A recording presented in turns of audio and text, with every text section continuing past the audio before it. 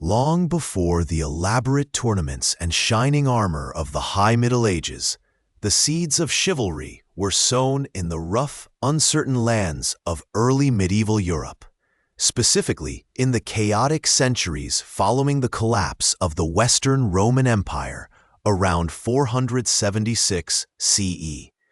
Imagine a world where the grand aqueducts lay fractured, where paved roads crumbled into dust, and the central authority that once bound vast territories together had dissolved like mist. This was a time of immense flux, a tapestry woven with threads of disparate cultures, the remnants of Roman civility, the fierce traditions of Germanic tribes, and the burgeoning influence of the Christian Church. In this crucible of change, the very concept of a warrior began its slow, arduous transformation. The earliest glimmerings of what might be called a martial code emerged not from lofty ideals, but from stark necessity. Life was precarious, raids were common, borders fluid, and survival often depended on the strength of one's arm and the loyalty of one's kin. Germanic tribes, such as the Franks, Goths, and Vandals, brought with them a strong warrior ethos. Their sagas and oral traditions speak of courage in battle, loyalty to a chieftain, and the importance of personal honor. A warrior's reputation was everything. Cowardice was a stain that could never be washed away. These were not yet knights in shining armor, but rather formidable fighters, often clad in leather and mail, wielding axes and spears with brutal efficiency. Their loyalty was primarily to their warband leader, a bond forged in shared danger and the promise of plunder. Consider the early Frankish kingdoms, particularly under figures like Clovis I, in the late 5th and early 6th centuries. He unified many of the Frankish tribes, laying the groundwork for what would become France. His conversion to Nicene Christianity around 496 CE was a pivotal moment, not just for his dynasty, but for the future development of European society, and by extension, the martial codes that would eventually evolve into chivalry. Before this, the Germanic warrior's worldview was largely pagan, focused on earthly glory and a warrior's afterlife in Valhalla.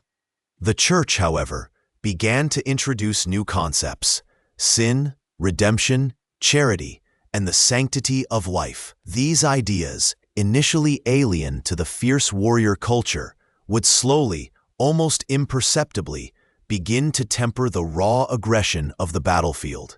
The Church's influence was subtle at first, a gentle hand attempting to guide a wild, untamed force. It sought to curb the incessant internal feuding and violence that plagued society.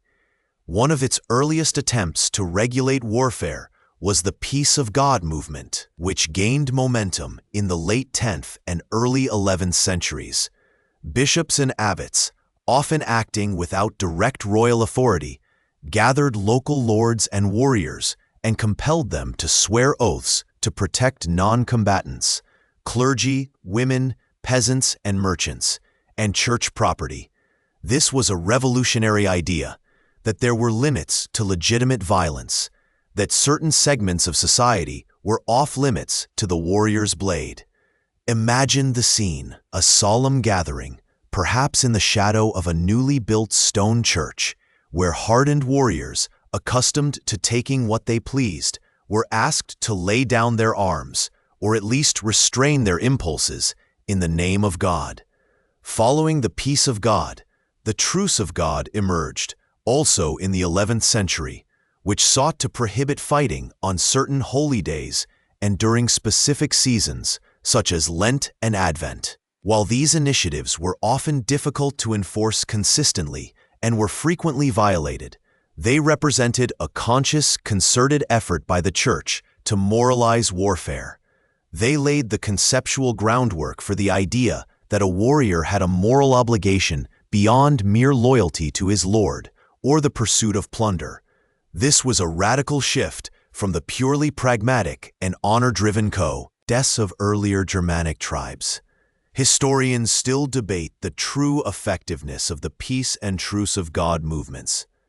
Were they genuine successes in curbing violence, or were they more aspirational, reflecting the Church's ideals rather than widespread practice?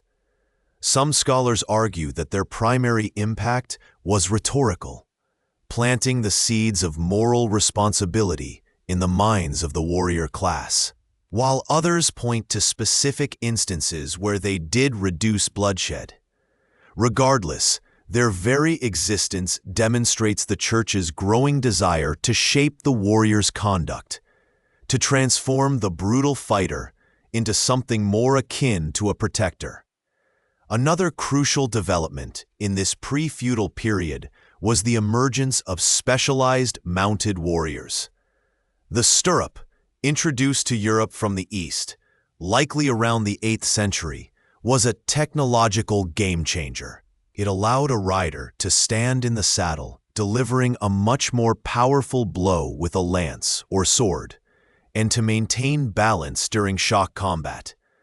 This innovation slowly led to the rise of the cavalryman as the dominant force on the battlefield.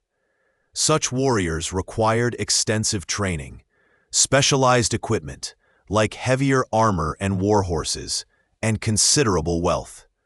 This naturally led to the professionalization of warfare and the emergence of a distinct social class. The mounted warrior, or miles in Latin, which would eventually evolve into the knight.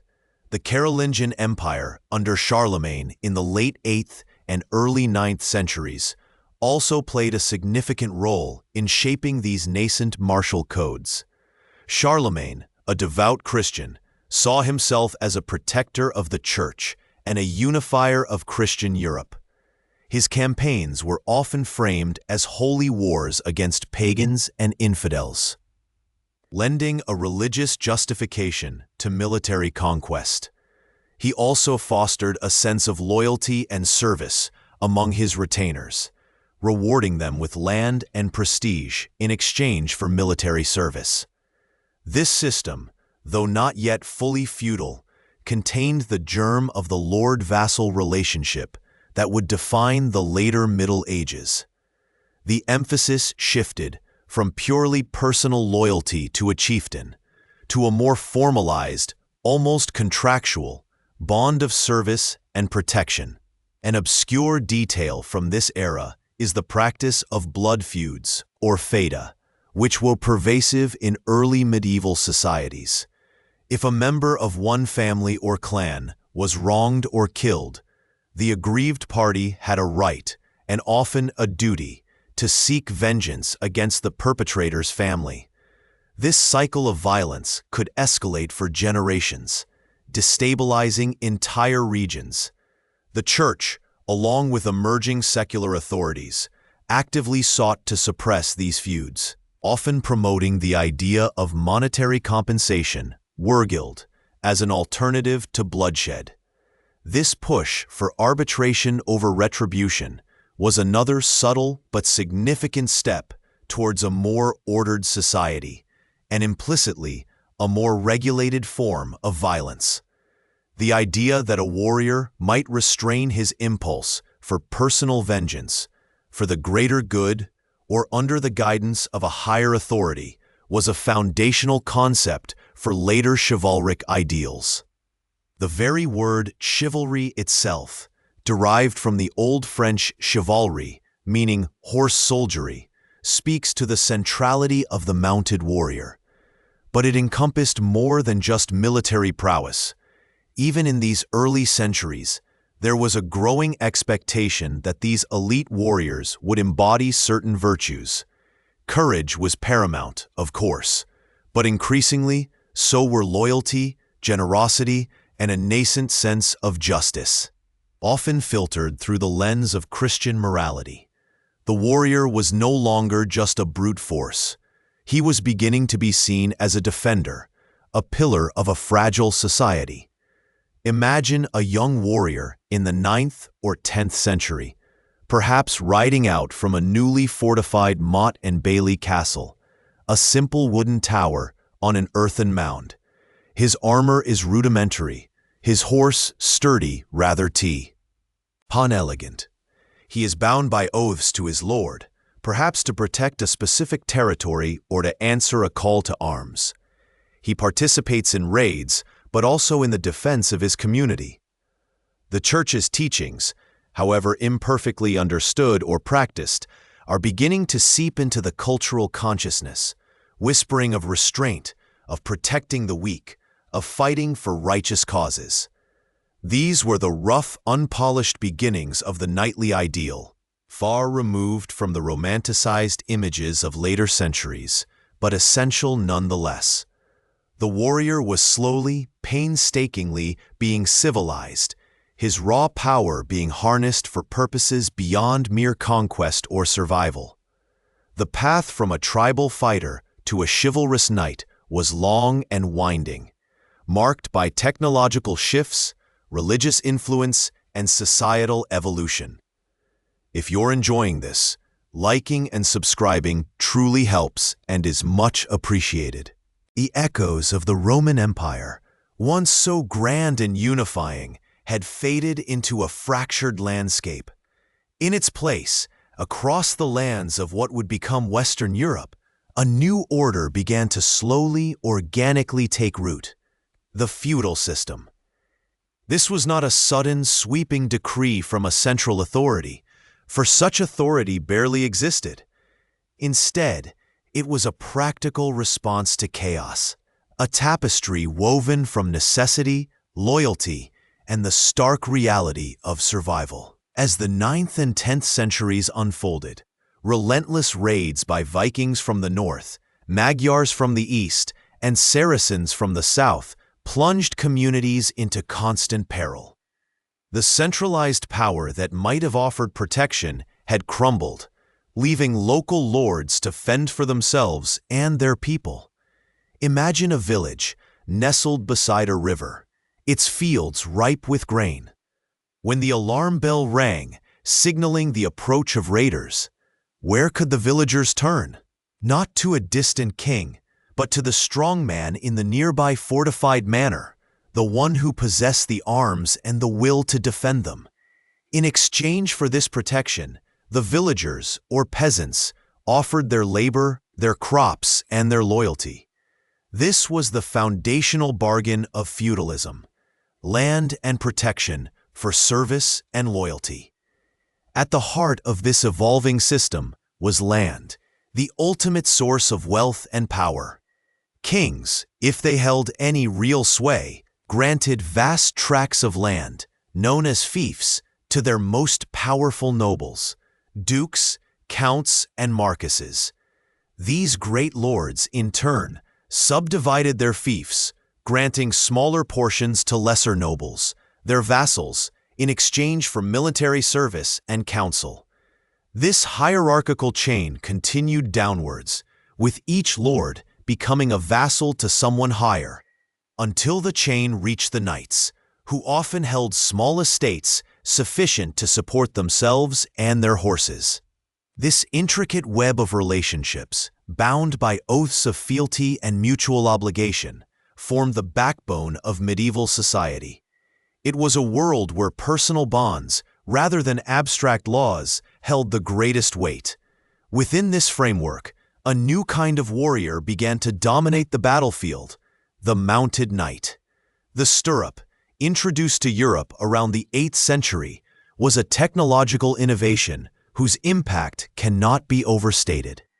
Before the stirrup, a rider was essentially a passenger, relying on balance and grip to stay astride. With stirrups, a rider could stand, brace themselves, and deliver the full force of their body into a lance thrust, transforming the horse from a mere means of transport into a powerful, mobile platform for shock combat. The Frankish cavalry, notably at the Battle of Tours in 732, had already demonstrated the potential of mounted warriors. But it was the widespread adoption of the stirrup that truly revolutionized warfare. By the 11th century, the image of the knight, clad in mail, astride a powerful warhorse, wielding a lance, became the defining symbol of military might. Training a warhorse, acquiring expensive armor, and mastering the complex skills of mounted combat required immense resources and years of dedication. This made the knight a specialized, elite warrior. Distinct from the peasant levies or even the foot soldiers, the cost of maintaining a knight was so high that only the wealthy landowning class could afford it, further solidifying the connection between land, status, and military power. A single warhorse, often a destrier, could cost as much as a small farm, and the full panoply of a knight, his mail hauberk, helmet, shield, sword, and lance, represented a considerable fortune. This rise of the mounted knight profoundly shaped the societal structure. Knights became the military arm of the feudal lords, their primary duty to protect their lord's lands and wage war on his behalf. Their training began young, often as pages serving in a lord's household, learning manners, basic literacy, and the rudiments of horsemanship and weaponry. At around 14, they would become squires, assisting a knight, caring for his armor and horses, and honing their combat skills. Finally, if they proved worthy, they would be knighted, often in a solemn ceremony, marking their entry into the warrior elite. This path, from page to squire to knight, was not merely a career progression. It was a transformation into a distinct social class, imbued with specific duties and expectations. The practicalities of feudal warfare further reinforced the knight's position. Sieges were common, requiring specialized skills and equipment. Pitched battles, while less frequent, were decisive. The knight's role was often to deliver the decisive charge, breaking enemy formations with the sheer force of their mounted attack.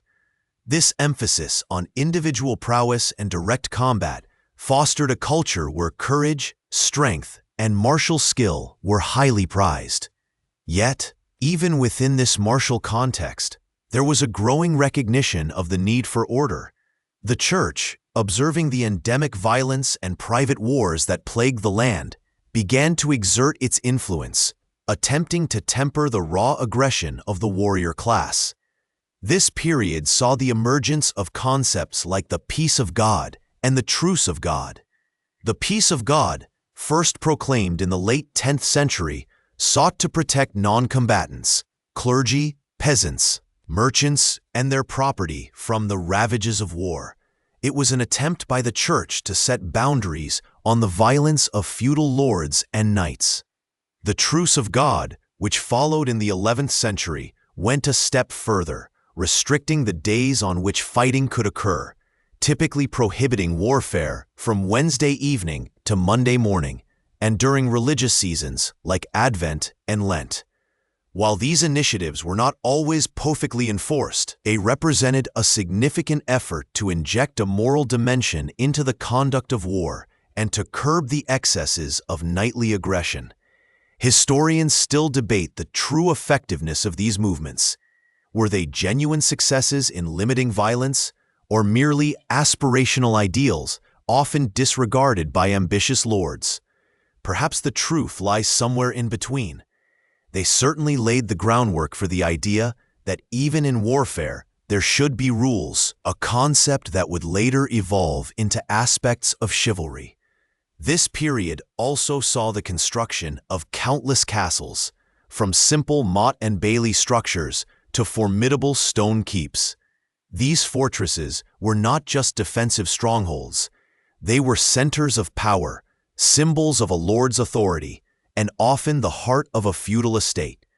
Life within these castles, while often austere, was where the practicalities of governance, military training, and nascent courtly life intertwined.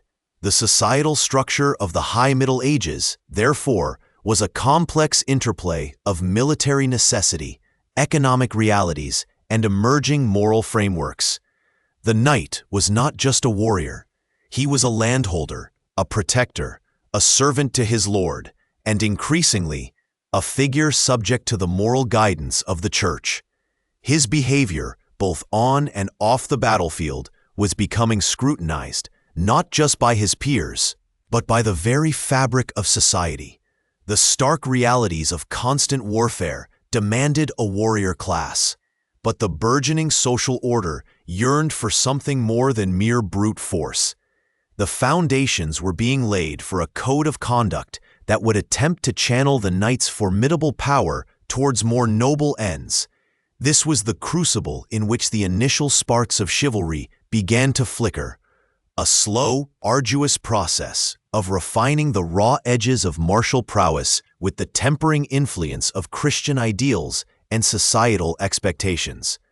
The very practicalities of warfare and the structure of feudal society necessitated a framework for knightly behavior, even if that framework was still rudimentary and often ignored. It was a world where survival often meant strength, but where the whisper of something more, something honorable, was beginning to be heard amidst the clang of steel.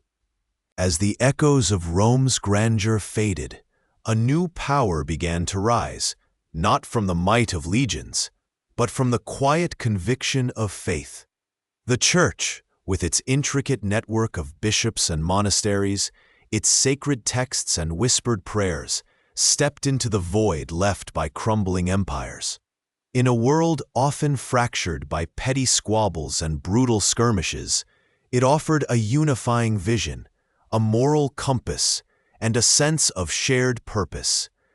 And as the warrior class, with its formidable strength and often unchecked aggression, became an undeniable force, the Church recognized both the danger and the potential within these formidable figures. It was not a swift or easy transformation. For centuries, the Church had largely preached peace, turning the other cheek, and the sanctity of all life. Yet the realities of a fragmented Europe demanded adaptation. Local lords and their armed retinues were the de facto rulers, their swords often the only law. To bring order to this chaos, to curb the incessant violence that plagued the common folk, the Church began to weave its influence around these warriors, seeking to temper their ferocity with piety. One of the earliest and most significant attempts to rein in the rampant violence was the movement known as the Peace of God.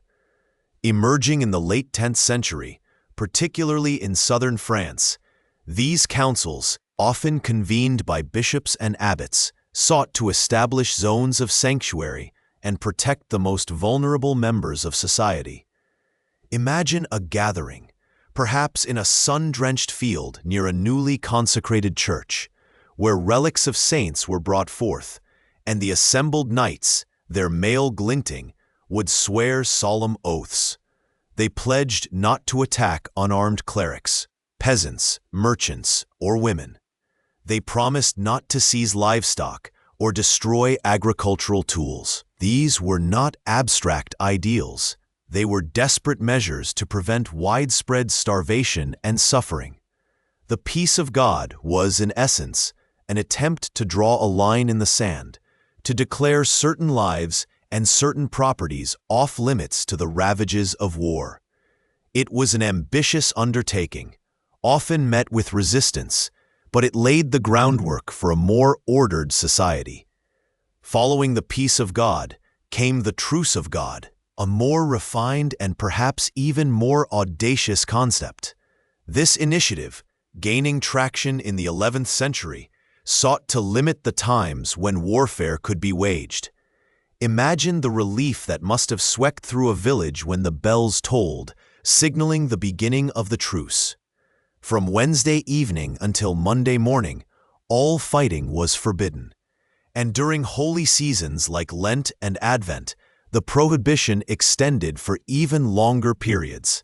The idea was to create sacred intervals of peace, allowing people to attend church, travel safely, and tend to their fields without fear of sudden attack.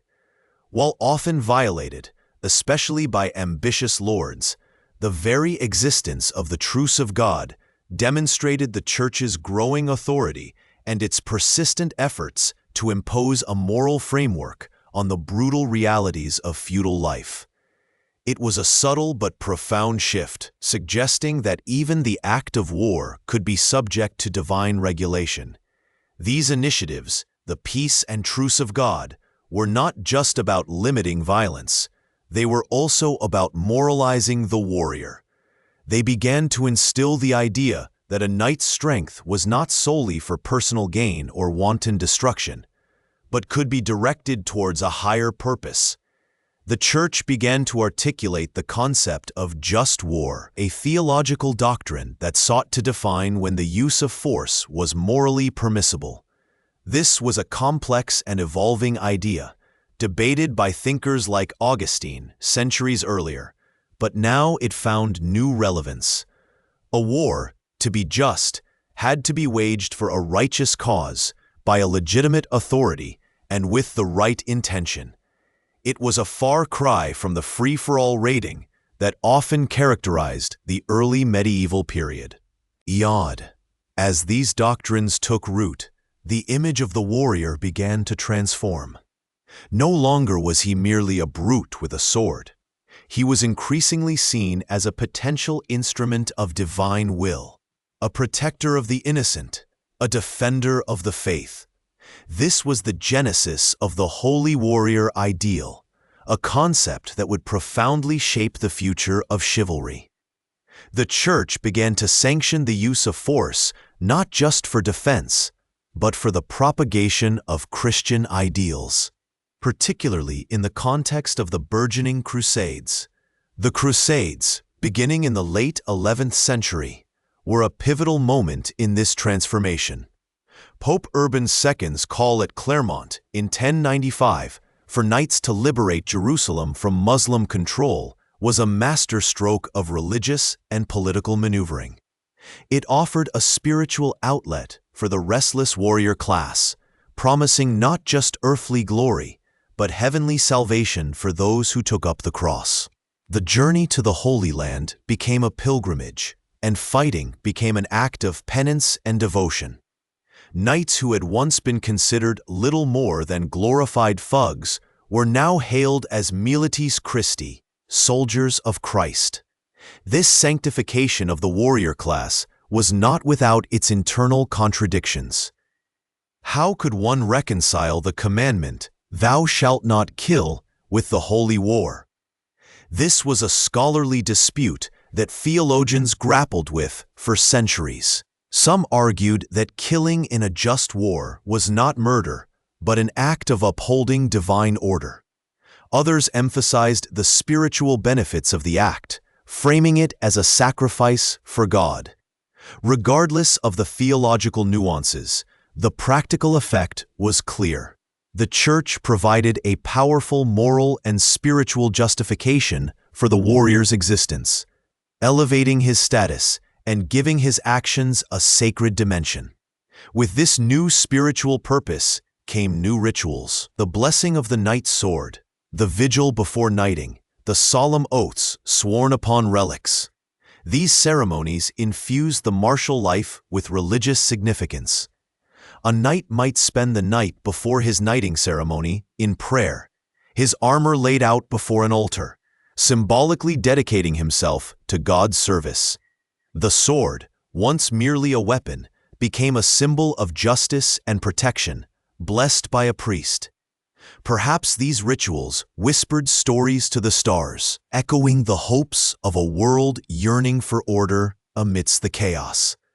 The Church also played a crucial role in shaping the knight's personal conduct. While the ideal was often far from the reality, the Church promoted virtues like humility, chastity, at least outside of marriage, and piety. Knights were encouraged to attend Mass, to confess their sins, and to undertake acts of charity. They were reminded that their earthly power was ultimately subordinate to divine authority. This was a slow, incremental process, but over time, the image of the knight shifted from a purely secular fighter to one who was expected to embody Christian virtues. One fascinating, perhaps lesser-known detail of this period is the role of monasteries in training knights. While most knights were trained in the households of lords, some monastic orders, like the Cistercians, also played a part in shaping the moral character of young nobles. They might host young squires for periods, teaching them literacy, religious doctrine, and instilling discipline.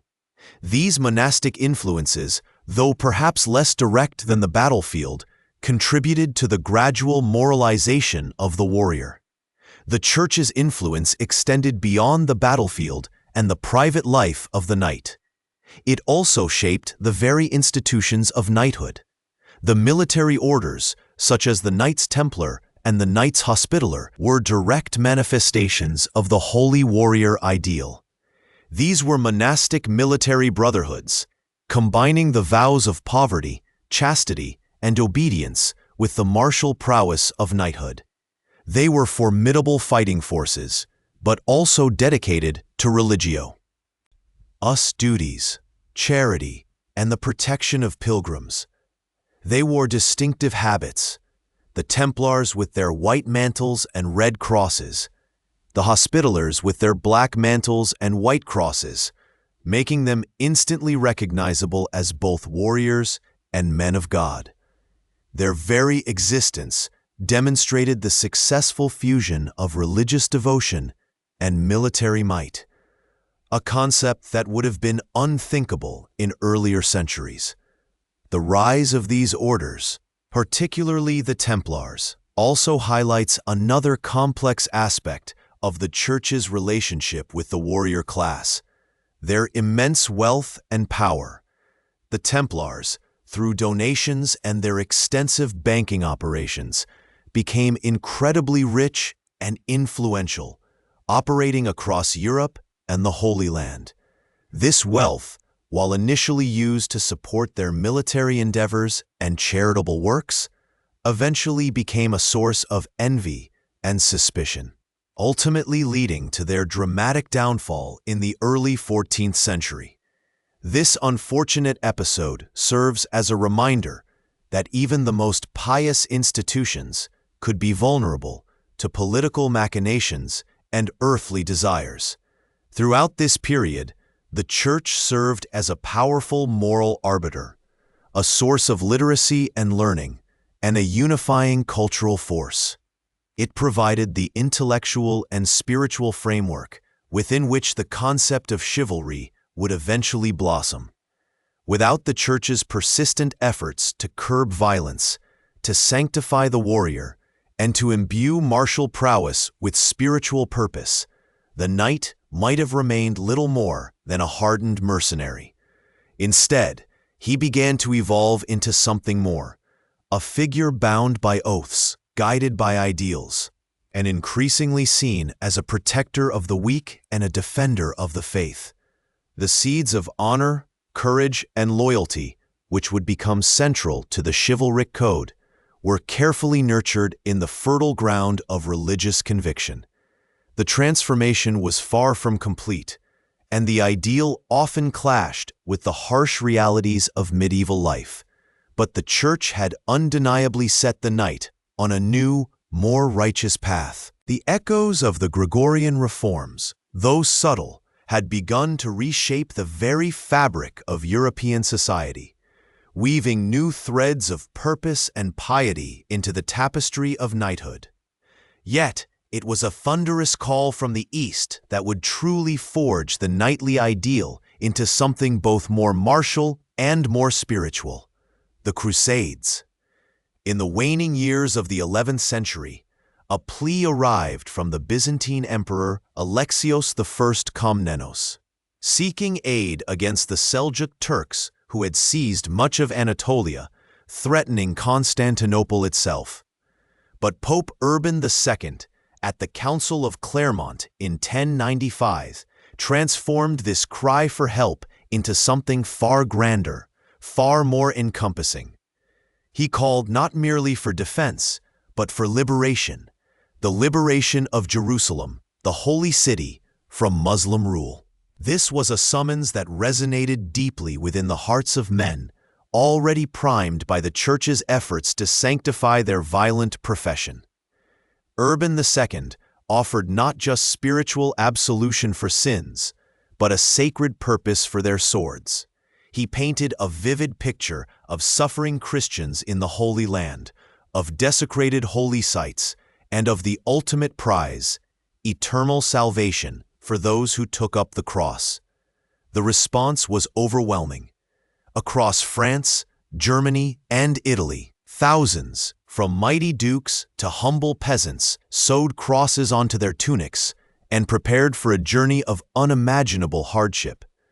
The First Crusade, launched in 1096, was a chaotic, often brutal affair, yet it profoundly shaped the burgeoning concept of chivalry. Before this, martial prowess was often admired for its own sake, or for the wealth and power it brought. Now, it was imbued with a transcendent religious significance. To fight for God, to reclaim his sacred lands, elevated the knight from a mere warrior to a soldier of Christ. The pilgrimage aspect was crucial. Knights were not just conquering, they were undertaking a penitential journey, a spiritual quest that demanded sacrifice and unwavering faith. This fusion of pilgrimage and warfare created a new archetype, the Miles Christi, the soldier of Christ. Imagine the journey itself, thousands of men, some on horseback, many on foot, trekking across vast, unfamiliar landscapes, enduring hunger, disease, and skirmishes with hostile populations. The discipline that was so often lacking in early medieval warfare became a desperate necessity.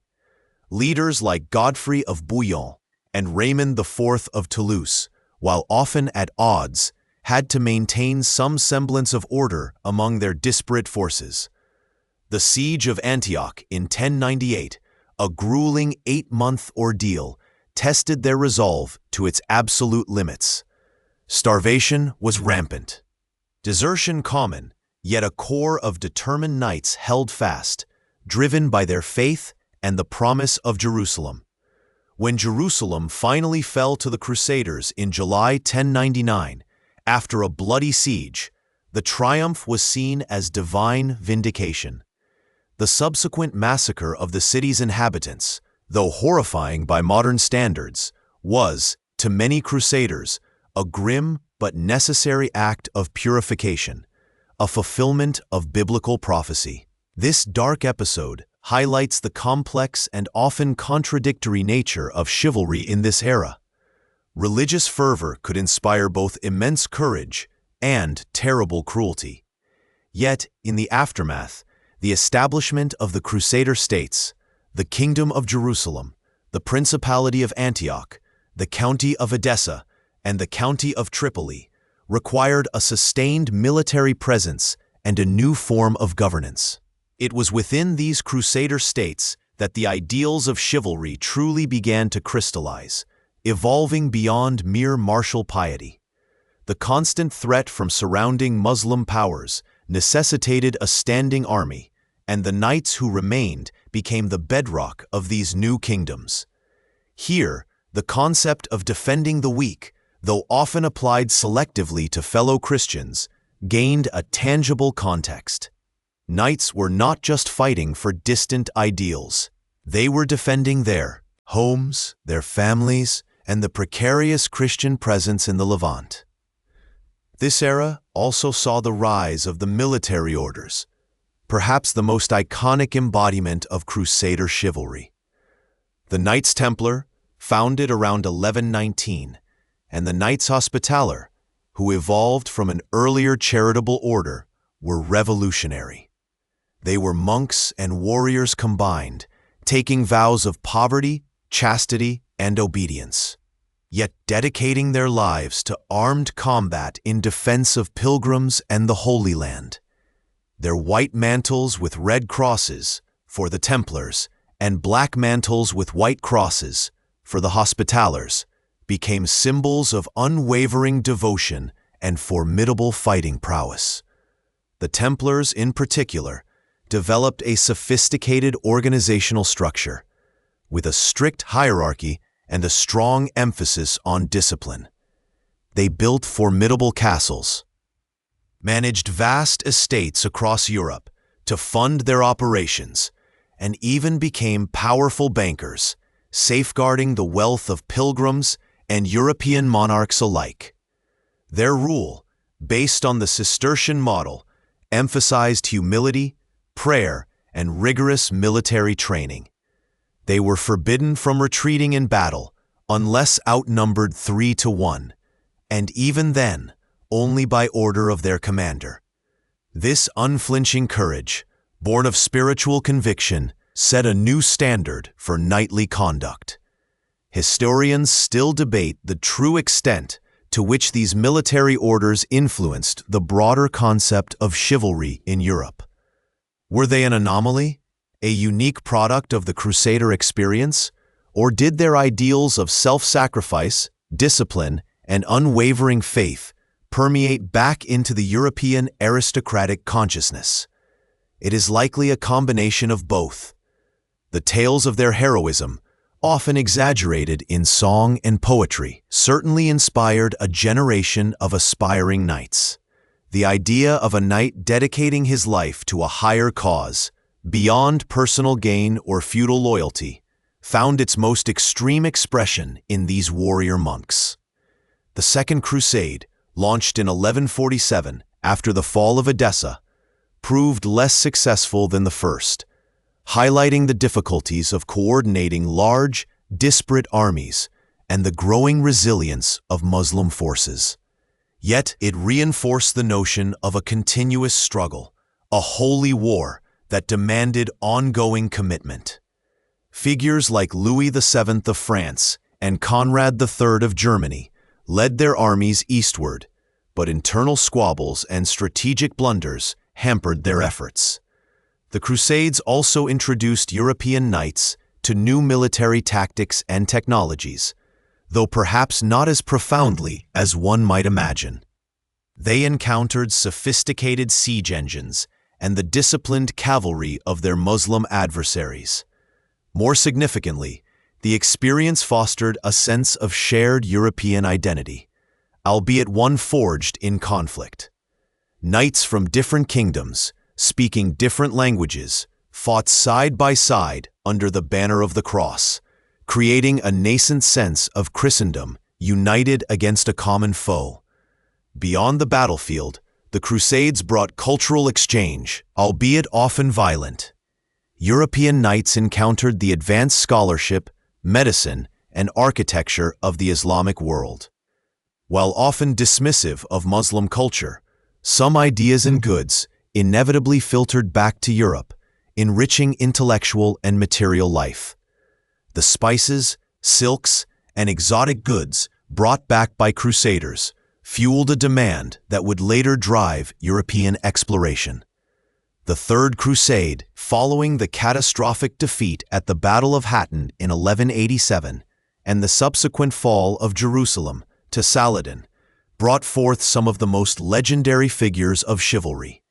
Richard the Lionheart, Philip Augustus of France, and Frederick Barbarossa of the Holy Roman Empire led this massive undertaking. Richard, in particular, became the epitome of the crusading knight, brave, skilled in battle, and fiercely determined. His single combat with Saladin, though likely embellished in later accounts, captured the imagination and reinforced the image of the noble warrior. Yet, despite their individual heroism, the Third Crusade failed to recapture Jerusalem. This failure, and the subsequent dwindling enthusiasm for large-scale crusades, led to a re-evaluation of the crusading ideal. The later Crusades, often driven by political motives or directed against perceived enemies within Europe, increasingly tarnished the romantic image of the holy warrior. The Children's Crusade in 1212, a tragic and misguided movement, stands as a poignant example of the fervent, yet often naive belief in divine intervention. By the 13th century, the direct impact of the Crusades on chivalry began to wane, but their legacy endured. the concept of the knight as a defender of the faith, a protector of the weak, at least the Christian weak, and a seeker of spiritual merit through arms had been firmly established. The Crusades had provided a grand stage upon which the ideals of martial prowess and religious piety could be enacted on an epic scale. They had given knighthood a purpose beyond mere feudal obligation or personal glory. Perhaps these long journeys and bloody sieges, these moments of desperate courage and profound despair, whispered stories to the stars, stories of men striving for an ideal, however flawed.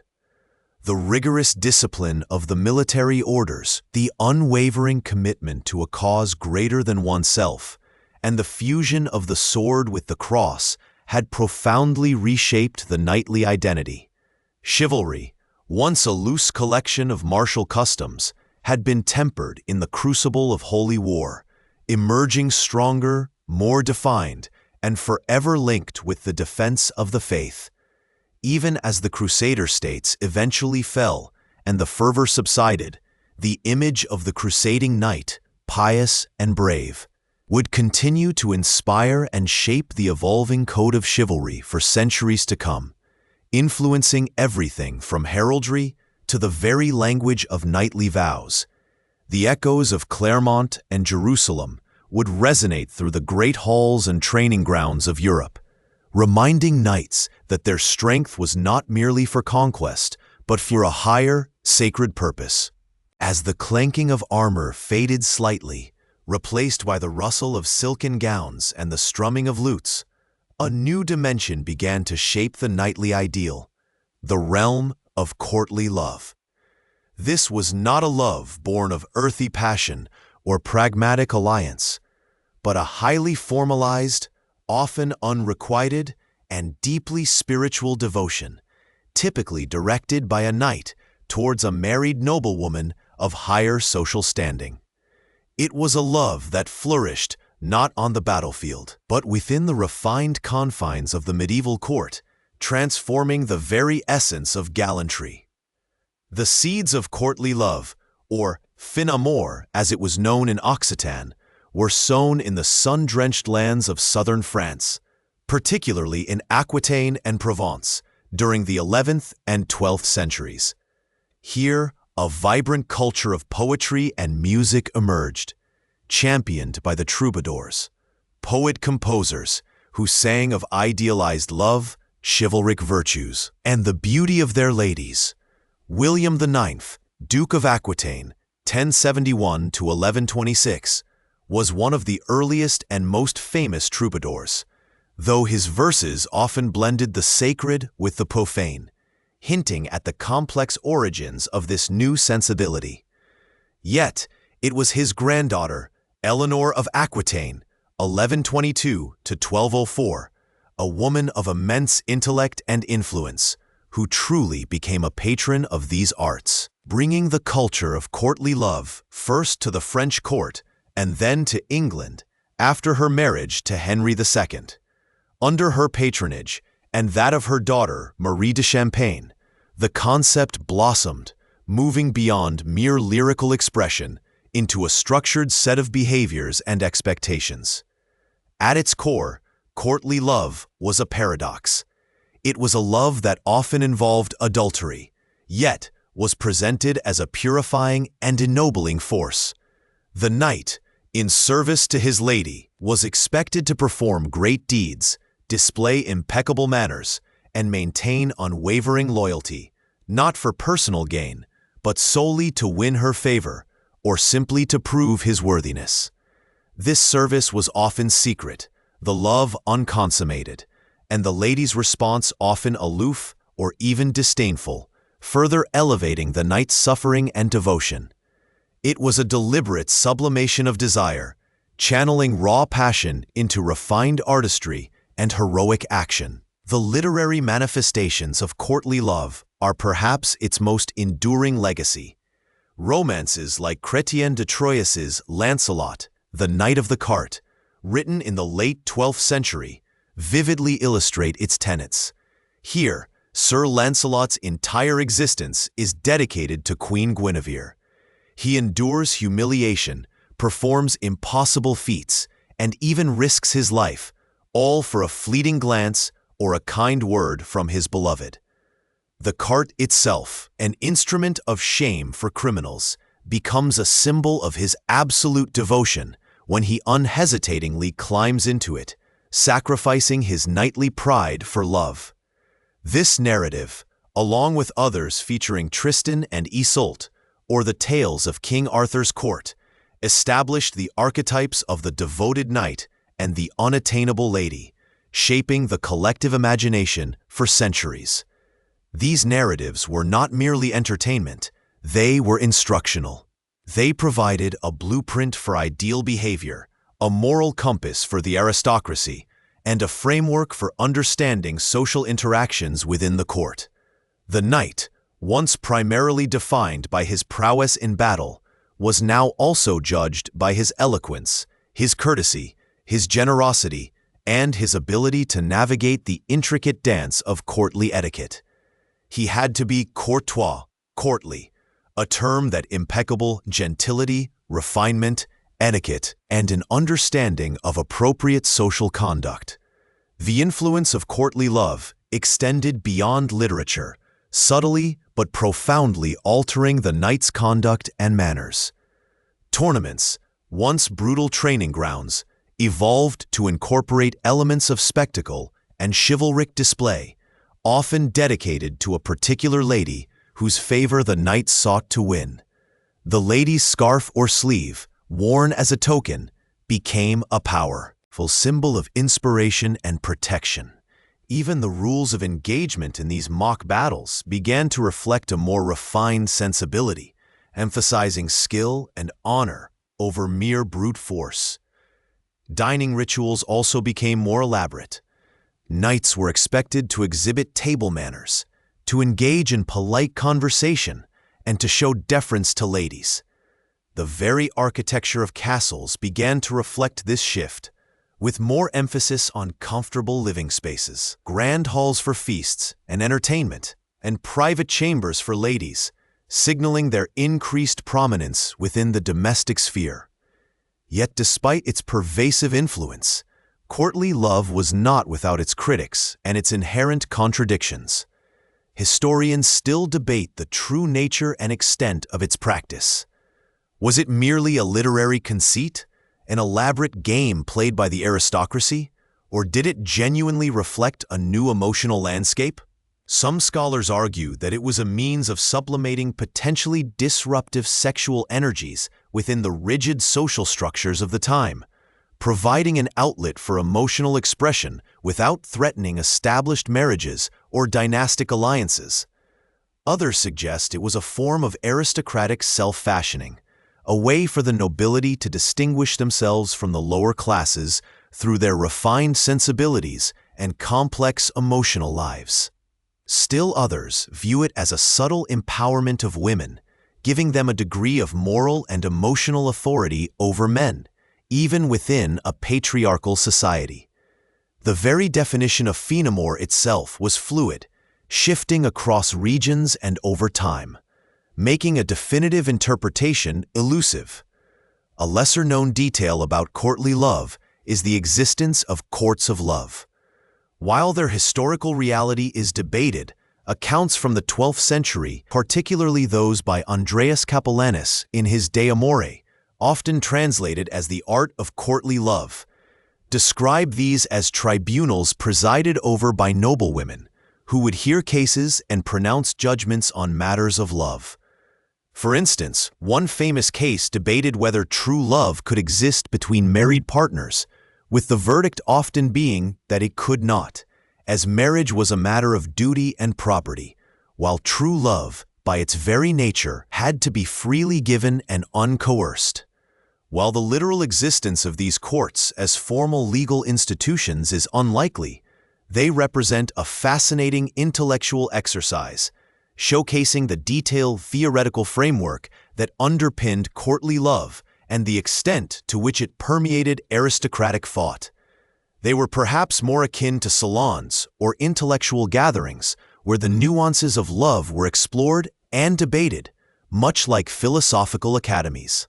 The ideals of courtly love, though often impractical and sometimes hypocritical, served a vital purpose in shaping the knight's romantic ideals beyond the battlefield. It offered a vision of love that transcended the purely physical, emphasizing spiritual devotion, self-improvement, and service. It encouraged empathy, gentleness, and respect towards women, at least in theory, and fostered a culture of refined artistry and intellectual pursuit alongside martial prowess. The knight was no longer just a warrior. He was also a lover, a poet, a patron of the arts, and a connoisseur of refined manners. This shift was gradual, unfolding over centuries, and never fully replaced the more pragmatic realities of medieval life. Knights still married for land and power, and battles were still brutal. Yet the persistent whispers of troubadour songs and the enduring tales of chivalric romance created a powerful counter-narrative, one that elevated the human spirit and sought beauty amidst the harshness of the age. Perhaps these ideals, though often unattainable, offered a glimpse of a higher purpose, a way to infuse meaning into a life that could otherwise be dominated by violence and survival. They suggested that true strength lay not just in the sword arm, but in the purity of one's heart and the nobility of one's intentions. The knight's pursuit of his lady's favor, however symbolic, became a metaphor for the pursuit of virtue itself, a journey towards self-perfection through devotion and service. And in this journey, the code of chivalry found one of its most profound and enduring expressions. As the 11th century drew to a close and the 12th began to unfold, the concept of knighthood, once a tapestry woven with threads of local loyalty and individual prowess, began to gather itself into more formal patterns.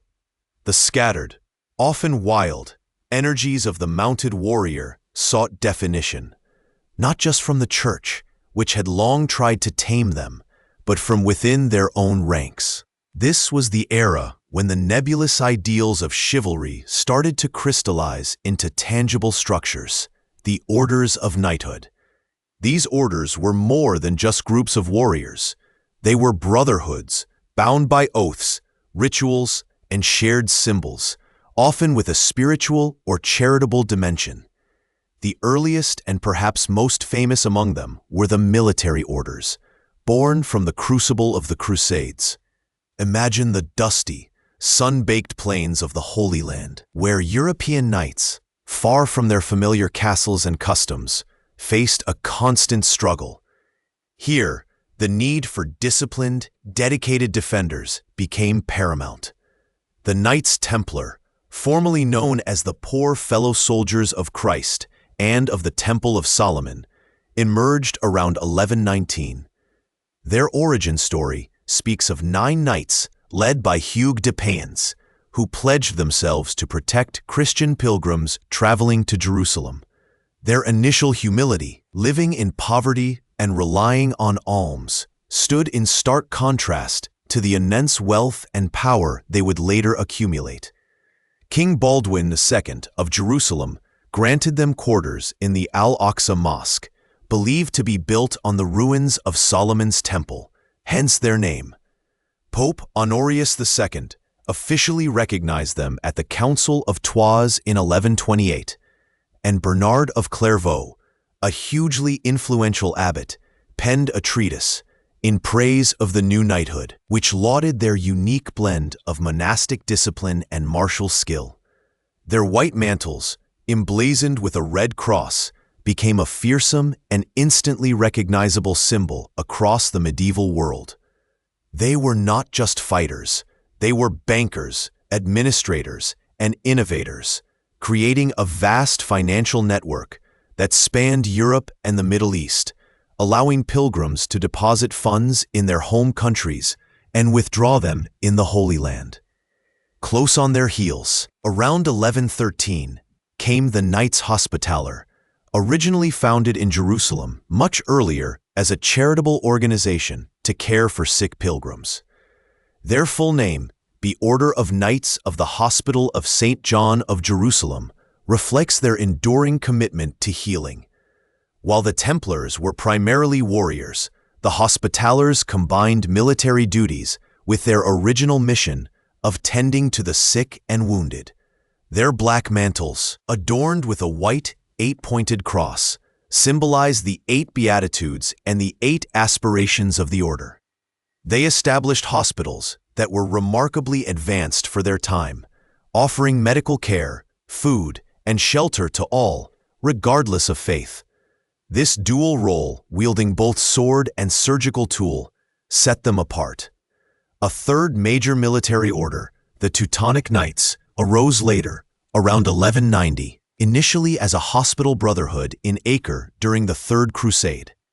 Composed primarily of German knights, they eventually shifted their focus from the Holy Land to the Baltic region, where they embarked on crusades against pagan Prussians and Lithuanians.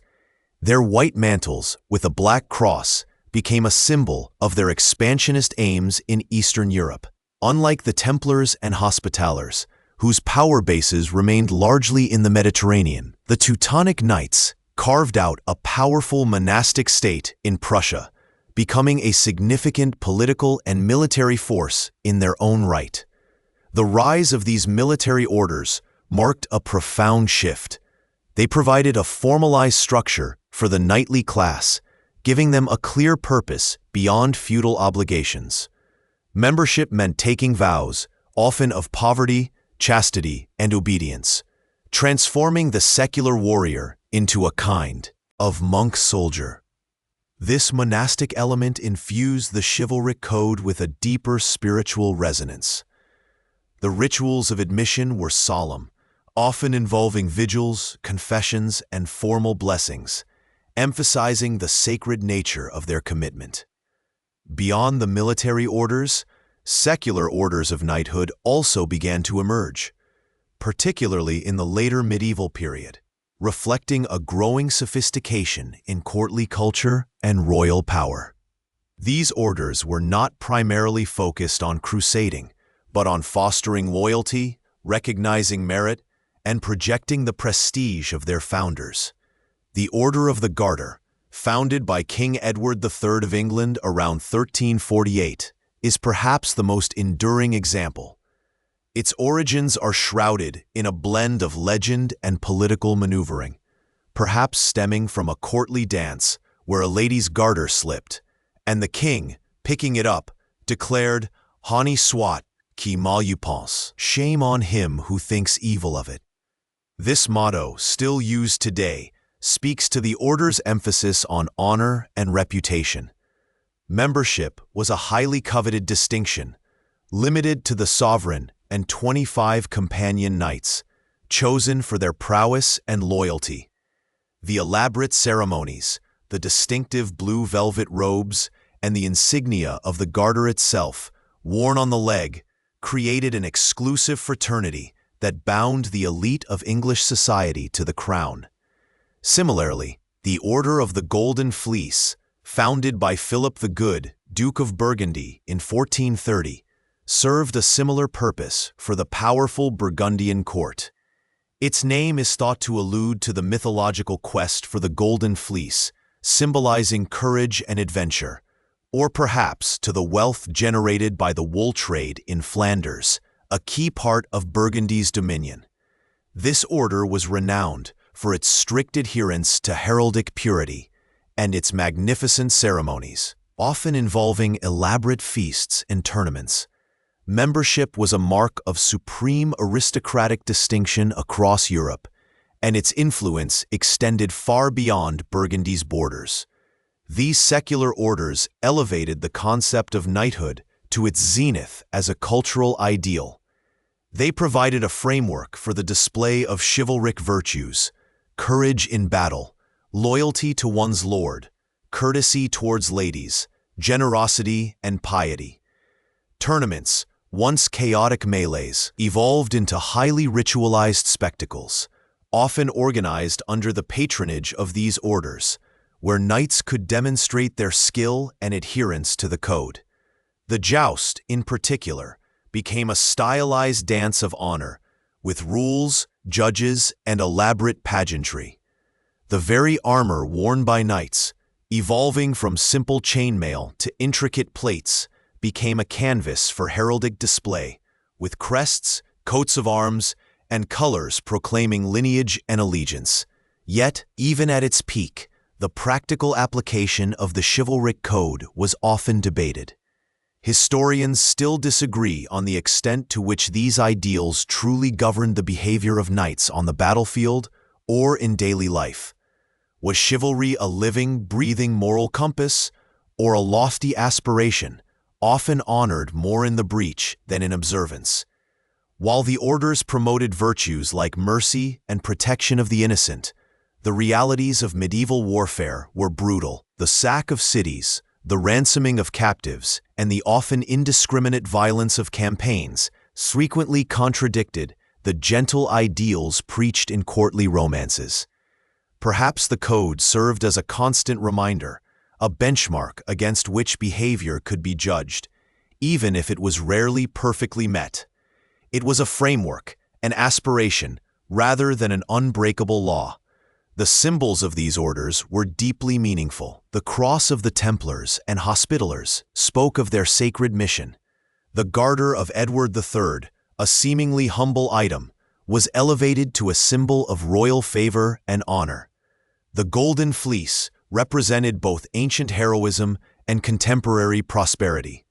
These symbols were not just decorative, they were visual affirmations. Identity, allegiance, and shared purpose. They were worn with pride, displayed on banners, and incorporated into architecture, weaving the orders into the very fabric of medieval society. The rituals of knighthood, too, became increasingly elaborate. The dubbing ceremony, where a squire was elevated to a knight, often involved a vigil of arms, where the candidate spent the night in prayer, guarding his armor, a symbolic purification before embracing his new role. The next morning, before witnesses, he would kneel before his lord, who would strike him lightly on the shoulder with a sword, the accolade, uttering words that conferred knighthood. This act, simple yet profound, transformed a man, granting him status, responsibilities, and a place within the chivalric hierarchy. For the orders, the rituals were even more complex, involving oaths of fealty, religious blessings, and the formal investiture with the order's insignia. The cultural influence of these orders was immense. They inspired literature, particularly the romances of Chrétien de Troyes and the later Arthurian cycles, which depicted idealized knights embodying the very virtues the orders sought to promote. Lancelot, Gawain, and Percival became archetypes of chivalry, their quests and dilemmas reflecting the moral and ethical challenges faced by real knights. These stories, read aloud in courts and castles, further disseminated the chivalric ideal, shaping the aspirations of generations of young nobles. Even lesser-known orders, like the Spanish military orders of Santiago, Calatrava, and Alcántara, which played crucial roles in the Reconquista against the Moors in the Iberian Peninsula, mirrored the structure and purpose of their more famous counterparts. They, too, combined military service with monastic vows, carving out vast territories and wielding significant political power in their respective kingdoms. Their castles and strongholds still dot the Spanish landscape, silent witnesses to their enduring legacy. The zenith of knighthood's cultural influence wasn't just about the orders themselves, but how their ideals permeated society. The emphasis on honor, loyalty, and courtesy filtered down, shaping social interactions, legal codes, and even fashion. The concept of the gentleman in later centuries owes much to the chivalric ideal of the knight, a man of noble character and refined conduct. However, the very elements that made these orders powerful also contained the seeds of their decline. The immense wealth of the Templars, for instance, made them targets.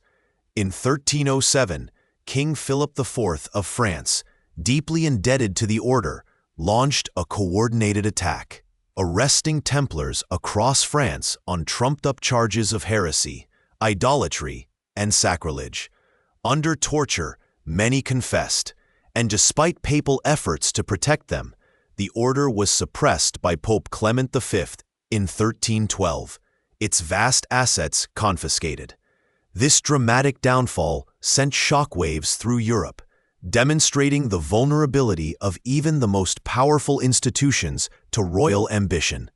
The Hospitallers, meanwhile, continued their fight, relocating their base to Rhodes after the fall of Acre in 1291, and later to Malta, where they endured for centuries as a sovereign entity, a testament to their adaptability and resilience. The Teutonic Knights, too, faced challenges, particularly after their defeat at the Battle of Grunwald in 1410 against a Polish-Lithuanian army, which significantly curtailed their power in Eastern Europe. As the late medieval period gave way to the early modern era, changes in warfare, particularly the rise of gunpowder and professional armies, began to erode the battlefield dominance of the armored knight.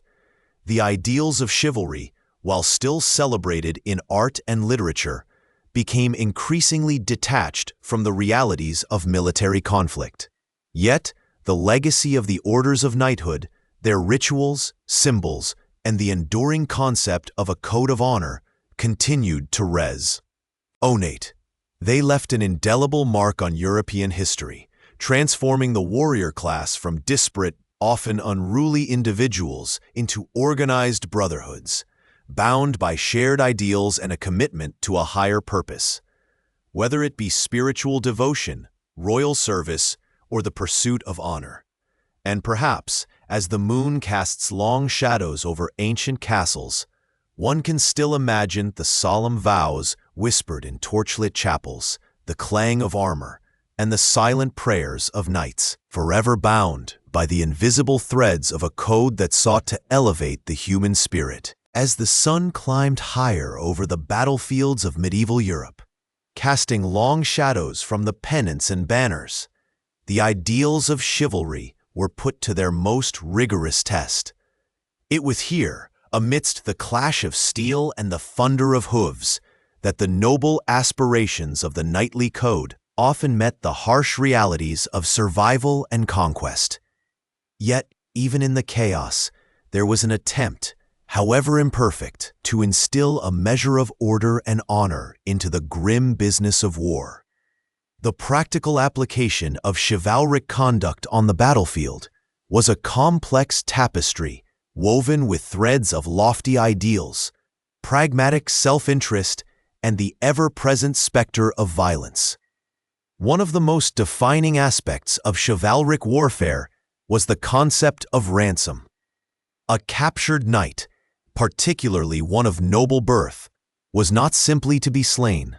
Instead, he represented a valuable commodity, a living asset that could be exchanged for wealth, land, or political concessions. This practice, while seemingly mercenary, was deeply intertwined with the chivalric ethos. It incentivized capturing rather than killing, offering a path for the vanquished to retain their lives and often their honor. The process began with the surrender, often signified by dropping one's weapon or raising a gauntlet. Once captured, a knight would typically give his word of honor, a sacred vow, not to escape and to pay the agreed-upon ransom. This parole, as it was known, was a cornerstone of chivalric trust, and breaking it was considered a profound dishonor. The ransom itself could be substantial, reflecting the captive's status and wealth. For instance, the ransom demanded for King John II of France after his capture by the English at the Battle of Poitiers in 1356 was an astronomical sum, equivalent to roughly 3 years of the entire French national income. This practice, while enriching the captor, also preserved the lives of countless knights who might otherwise have perished. The treatment of prisoners, however, was not uniformly humane. While noble captives were generally afforded certain courtesies, common soldiers rarely enjoyed such privileges. For them, capture often meant slavery, brutal treatment, or summary execution. Even for knights, the journey to the ransom negotiation could be fraught with peril. There were instances of captors holding prisoners in deplorable conditions to hasten payment, or even executing them if ransom was not forthcoming, or if they were deemed too much of a burden. The chivalric ideal, therefore, applied primarily to those within the knightly class, creating a distinct hierarchy of mercy on the battlefield. This stark contrast highlights the inherent limitations of the code, which often extended its benevolence only to those who shared a similar social standing. The rules of engagement, too, were shaped by chivalric principles, though often honored in the breach. Before a major battle, it was not uncommon for heralds to exchange challenges, setting out the terms and intentions of the opposing forces. This formal declaration, while perhaps anachronistic to modern eyes, was a way to legitimize the conflict and adhere to a semblance of order. During the battle itself, certain actions were deemed unchivalrous. Attacking an unarmed opponent, killing a surrendering foe, or harming non-combatants were all theoretically forbidden. Knights were expected to fight bravely and honorably, to face their opponents directly, and to avoid deceitful tactics. Yet the heat of battle often blurred these lines. The temptation to gain an advantage, even by unchivalrous means, was ever present. For example, the use of longbows by the English, while militarily effective, was sometimes viewed as less chivalrous by continental knights who favored close-quarters combat with sword and lance. The anonymous author of the 14th century French chronicle, The Deeds of Sir John de Vienne, describes how the English archers at the Battle of Crécy in 1346 were seen by some as fighting like common brigands rather than true knights, highlighting this cultural tension. One lesser-known aspect of chivalric warfare was the concept of the single combat, or judicial duel. While not a common occurrence on large battlefields, it was a recognized, albeit rare, method of resolving disputes between knights or even entire armies. The idea was that God would grant victory to the righteous party. Such duels were highly ritualized, often taking place before the assembled armies, with strict rules governing weapons and conduct. While perhaps more theatrical than practical in the grand scheme of war, it underscored the belief that divine justice could intervene and that individual honor was paramount. These duels served as a dramatic testament to the personal courage and faith that underpinned the knightly ethos, even if their strategic impact was minimal. The question of whether chivalry truly mitigated the horrors of war remains a subject of scholarly debate. Some historians argue that it was largely a veneer, a thin layer of civility draped over an inherently brutal enterprise, and that its rules were often disregarded when convenient. They point to massacres, widespread pillaging, and the deliberate targeting of civilian populations, which occurred with alarming frequency throughout the medieval period, as evidence that chivalric ideals were more aspirational than practical. Others contend that, despite its imperfections, chivalry did establish a framework for ethical conduct, however limited, and that it offered a degree of protection to certain individuals and groups that would otherwise have been denied. They might highlight the emphasis on mercy for noble captives, the condemnation of wanton destruction, and the importance of keeping one's word as genuine attempts to temper the savagery of conflict. Perhaps the truth lies somewhere in between, a complex interplay of high ideals and harsh realities, where the code served as both a guide and a justification, sometimes honored, sometimes ignored, but always present in the collective consciousness of the knightly class. Consider the siege warfare that was so prevalent during this era. While knights were expected to show courage in the open field, sieges often involved prolonged periods of starvation, disease, and psychological warfare. The chivalric ideal of direct combat was often replaced by the grim realities of attrition. Yet, even within the confines of a siege, elements of chivalry could surface. There were instances of besiegers allowing women and children to leave a besieged castle, or even providing food to the starving defenders out of a sense of shared humanity or a desire to avoid unnecessary bloodshed. Conversely, there were also brutal assaults where no quarter was given, and the inhabitants, regardless of status, were put to the sword.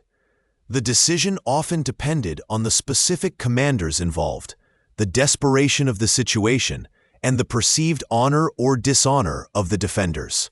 The very act of challenging an opponent to combat, whether individually or as an army, was steeped in chivalric tradition. Before a battle, it was customary for knights to display their banners and coats of arms, identifying themselves and their allegiance. This visual spectacle was not merely for show, it was a declaration of intent, a formal invitation to battle, and a means of recognizing one's peers and opponents on the field. The colorful array of heraldry, the gleaming armor, and the disciplined formations all spoke to a desire for order and recognition, even in the face of imminent violence. It was a way of asserting identity and honor in a world where personal reputation was paramount. The development of military orders, such as the Knights Templar and the Knights Hospitaller, further complicated the application of chivalry. These warrior monks were bound by vows of poverty, chastity, and obedience, as well as the traditional knightly code.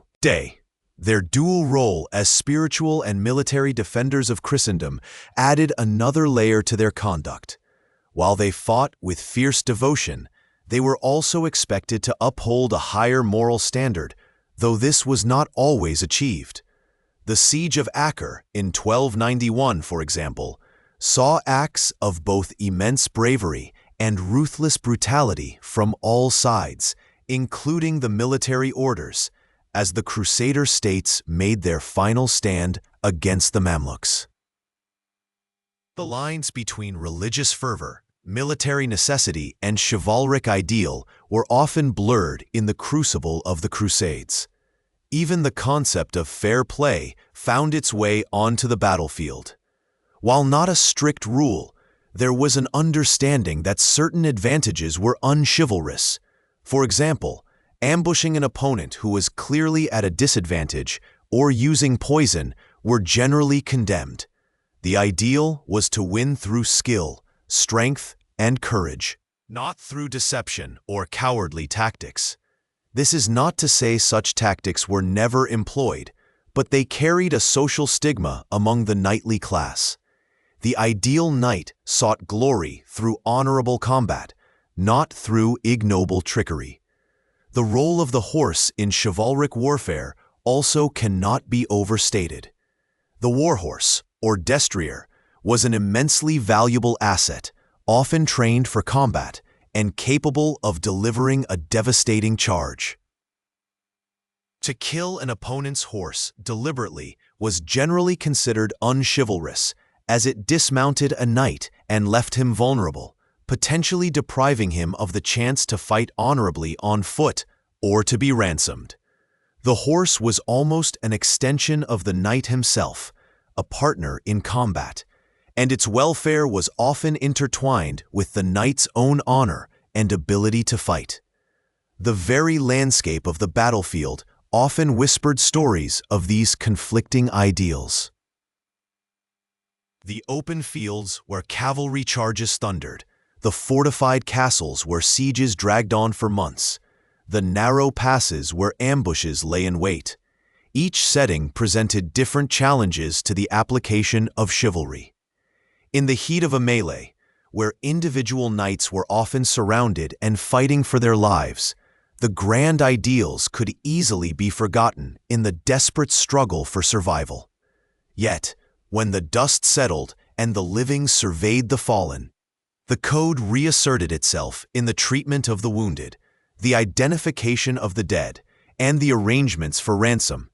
Ultimately, chivalry on the battlefield was a continuous negotiation between the lofty aspirations of the code and the brutal realities of war. It was a system that sought to impose order on chaos, to inject honor into violence, and to provide a framework for conduct even in the most extreme circumstances. While it never fully eradicated the savagery of medieval warfare, it undeniably shaped its character, offering moments of mercy, instances of honorable conduct, and a persistent ideal that knights, however imperfectly, strove to embody.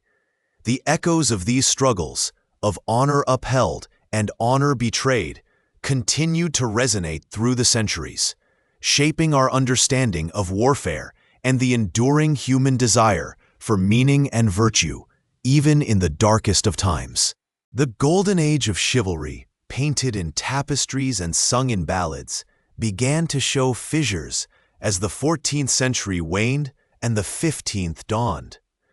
The very foundations upon which the knightly ideal was built, feudal loyalties, the supremacy of the mounted warrior, and a relatively static social order, were slowly but inexorably eroding. It wasn't a sudden collapse, but a gradual unraveling, much like an ancient manuscript whose vellum yellows and cracks with time.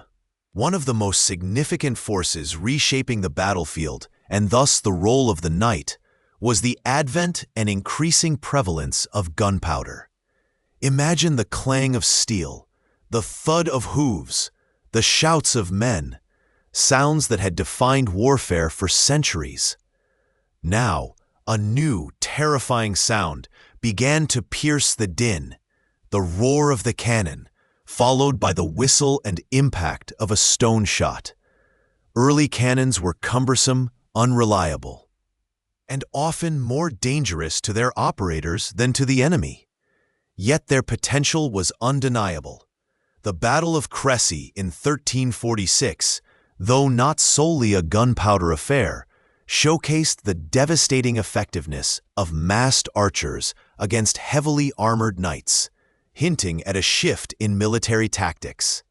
But it was the gradual refinement of firearms, from the unwieldy bombard to the more portable arquebus and eventually the musket, that truly began to challenge the knight's dominance. A peasant with minimal training could now wield a weapon capable of piercing the finest plate armor, leveling the playing field in a way that swords and lances never could. The individual prowess of the knight, honed through years of expensive training and embodied in his magnificent armor, was suddenly less decisive against a volley of projectiles. This technological shift went hand in hand with another profound change: the rise of professional armies. For centuries, warfare had largely been conducted by feudal levies, vassals fulfilling their obligations to their lords, bringing their own equipment and often their own retainers. These forces were typically bound by seasonal campaigns and lacked the discipline and cohesion of standing armies.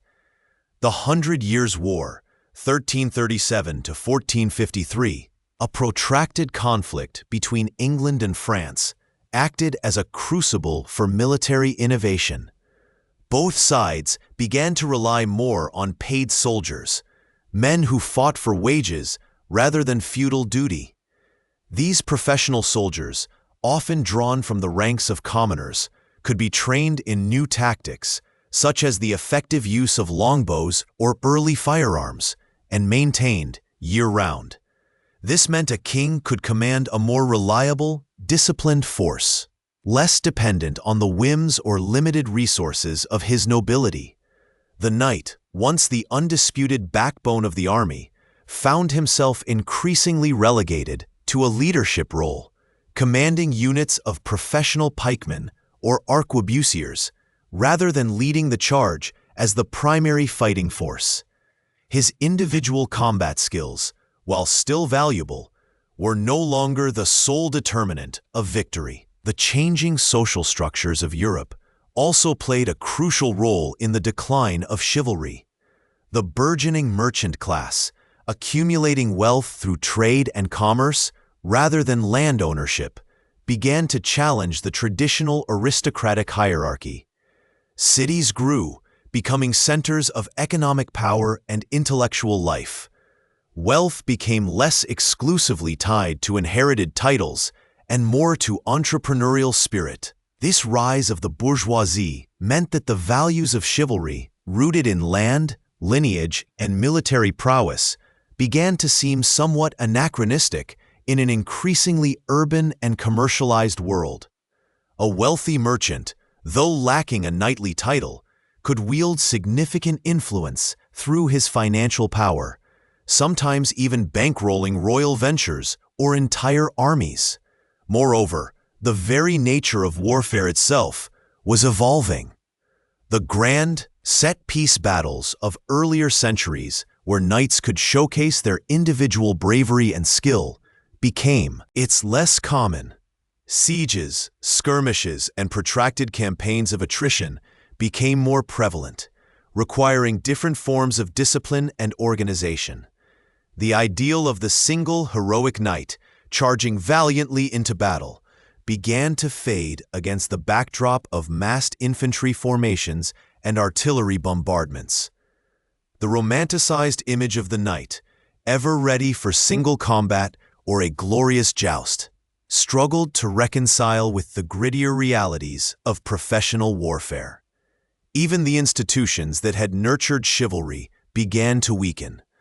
The Church, though still powerful, faced internal divisions and external challenges, such as the Great Schism, 1378 to 1417, which undermined its moral authority. The crusading ideal, once a powerful motivator for knightly endeavor, waned as the last Christian strongholds in the Holy Land fell, and European powers turned their attention to internal conflicts or new opportunities for expansion elsewhere. Without the unifying call of the crusade, a significant outlet for knightly ambition, and a powerful reinforcement of their sacred duty, the martial aspect of chivalry lost some of its moral imperative. Historians still debate the precise tipping point of chivalry's decline. Was it the Battle of Agincourt in 1415, where English longbowmen once again decimated French knights, showcasing the vulnerability of heavy cavalry? Or was it a more gradual, almost imperceptible shift, like the slow erosion of a coastline? Perhaps it was the very success of chivalry that led to its decline, as knights became more professionalized and focused on martial prowess. Some of the broader ethical and moral dimensions of the code became secondary. The emphasis shifted from the ideal of the perfect knight embodying virtue to the effective warrior mastering new military technologies. The increasing centralization of power in monarchies also contributed to the decline. As kings consolidated their authority, they sought to control their nobility more tightly. The independent, often unruly knight, with his private retinue and fortified castle, posed a challenge to royal authority. Monarchs preferred to rely on standing armies loyal directly to the crown, rather than on a fragmented feudal system where loyalty was often conditional. This reduced the military necessity of the knightly class as an independent fighting force, transforming them instead into courtiers, administrators, or officers within royal armies. The changing face of architecture also reflects this shift. The formidable, often isolated castles that had been the strongholds of knights began to give way to more comfortable, less defensible country estates. While still grand, these new residences emphasized luxury and display over military impregnability, reflecting a society where internal peace was more assured under strong monarchical rule, and where the threat of a neighboring lord's private army was diminished. The need for a knight's castle as a self-sufficient defensive unit lessened, mirroring the decline of his independent military role. Consider also the psychological impact of these changes. The mystique surrounding the knight, the almost mythical aura of invincibility, began to dissipate. When a commoner with a crude firearm could fell a nobleman in shining armor, the perception of inherent superiority was challenged. The very notion of honor in combat, once so central to the knightly code, became more complex. Was it honorable to be shot from afar by an unseen enemy? These new weapons did not allow for the face-to-face valor, the personal challenge, or the opportunity for a chivalrous exchange that had been idealized in earlier centuries. The battlefield became less a stage for individual glory and more a brutal, impersonal killing ground. The Renaissance, too, played its part. As Europe rediscovered classical learning and embraced humanism, there was a shift in intellectual focus. While military treatises were still written, the emphasis began to move from the romanticized ideals of medieval chivalry to more pragmatic considerations of statecraft, diplomacy, and the efficient organization of armies. The focus on individual virtue and personal honor, while not entirely abandoned, was increasingly balanced by a broader concern for the welfare of the state and the pursuit of national interests. The ideal citizen began to encompass more than just the warrior. The scholar, the artist, the merchant, and the statesman all gained prominence. The tournaments, once vibrant showcases of knightly skill and a means to maintain martial readiness, also began to transform. While they continued well into the 16th century, they increasingly became spectacles of pageantry and entertainment rather than serious military training. The emphasis shifted from realistic combat to elaborate displays, often with more ornate and less practical armor. This signaled a move from function to form, from the practical application of chivalry to its symbolic representation. The joust became a dangerous sport for amusement rather than a crucial preparation for war. By the end of the 15th century, the knight as a dominant military figure and the code of chivalry as the primary organizing principle of aristocratic society were undeniably in decline. They didn't vanish overnight, of course. The titles, the heraldry, and many of the customs persisted, evolving into the courtly manners and aristocratic codes of later centuries. But the essence of the knight, the mounted warrior bound by a specific all-encompassing code of conduct that dictated his military, social, and moral life, had been fundamentally altered. The age of gunpowder, professional armies, and changing social landscapes had rendered the traditional knight an anachronism on the battlefield, and his code, while still revered in theory, became less applicable to the complex realities of a rapidly changing world. The whispers of the past, of brave knights and noble deeds, still echoed, but they were increasingly drowned out by the roar of cannons and the march of disciplined infantry.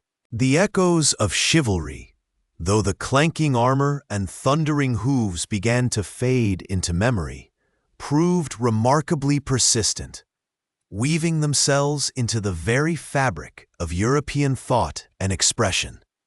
Even as gunpowder rendered the knight obsolete on the battlefield, and rising nation-states reshaped political landscapes, the ideals associated with these mounted warriors continued to gallop through literature, art, and the aspirations of society. The 16th and 17th centuries, rather than witnessing the death of chivalry, saw its metamorphosis into a more symbolic, often romanticized form. One of the most profound ways chivalry endured was through the printed word. The romances that had once entertained noble courts found new life in accessible books, spreading tales of valor, courtly love, and moral rectitude to a wider audience than ever before. Works like Ludovico Ariosto's Orlando Furioso, published in 1532, reimagined Charlemagne's paladins not as historical figures, but as larger-than-life heroes navigating fantastical realms filled with magic, monsters, and impossible quests. These narratives, while often satirical or imbued with a sense of melancholic nostalgia for a bygone era, nevertheless kept the core tenets of chivalry, courage, honor, loyalty, and courtesy, alive in the popular imagination. The ideal knight, even if fictional, always kept that same point of faith, remained a powerful archetype. Perhaps the most famous literary examination of chivalry's fading light came with Miguel de Cervantes' Don Quixote, the first part of which was published in 1605. This groundbreaking novel, often considered the first modern novel, portrays an aging nobleman so consumed by reading chivalric romances that he decides to become a knight-errant himself, despite the world having long moved on.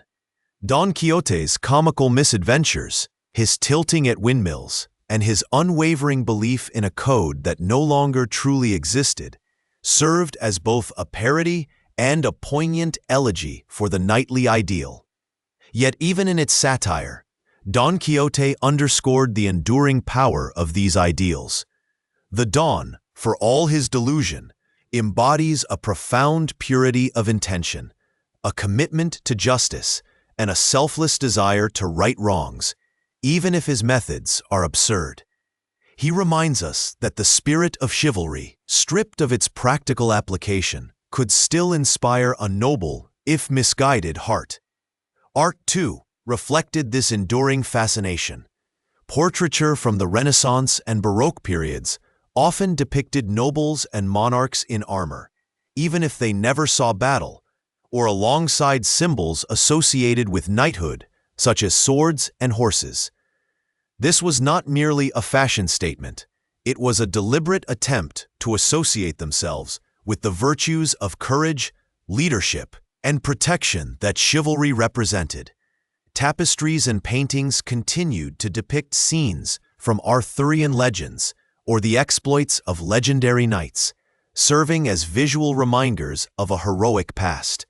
Even the pageantry of royal courts, with their elaborate tournaments and ceremonial orders, like the Order of the Garter, founded in 1348, or the Order of the Golden Fleece, founded in 1430, maintained a strong connection to chivalric traditions, transforming martial prowess into symbolic displays of power and prestige.